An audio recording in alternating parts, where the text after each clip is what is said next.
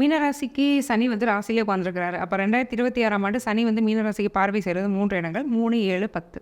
So 3ஆம் இடம் அப்படிங்கிறது யாரையாவது தம்பி, தங்கச்சின்னு கூப்பிட்டு பழகுறீங்கன்னா, அவங்களுக்கு வந்து ரொம்ப அன்பை செலுத்தி உங்களையே இழந்து நீங்கள் வழக்கம் போல் ஹெல்ப் பண்ணாதீங்க. 1. 2வது முயற்சிகளில் கவனமாங்க. ஒரு நாளைக்கு ஒன்று வந்து செய்ய முடியல, ஒன்றும் இல்லை, ஒரு காலையில் ஒரு 6 மணிக்கு எந்திக்கணும்னு நினைக்கிறது தப்பு இல்லை. ஆனால் 4 மணிக்கே நான் எந்திப்பேங்கிற மாதிரி ஒரு ஸ்ட்ராங்கான ரெசல்யூஷன்லாம் எடுத்துகிட்டு ஒரு நாள் 4 மணிக்கு எந்திக்க முடியலன்னு மறுநாள்லேருந்து 8 மணி வரைக்கும் தூங்கிட்டு இருப்போம். ஸோ அதனால் ரியலிஸ்டிக்கான கோல்ஸ் வைங்க. 6 மணிக்கு எந்திக்க முடியும் எல்லாராலையும். ஸோ நான் 6 மணிக்கு எந்திரிக்கிறேன்.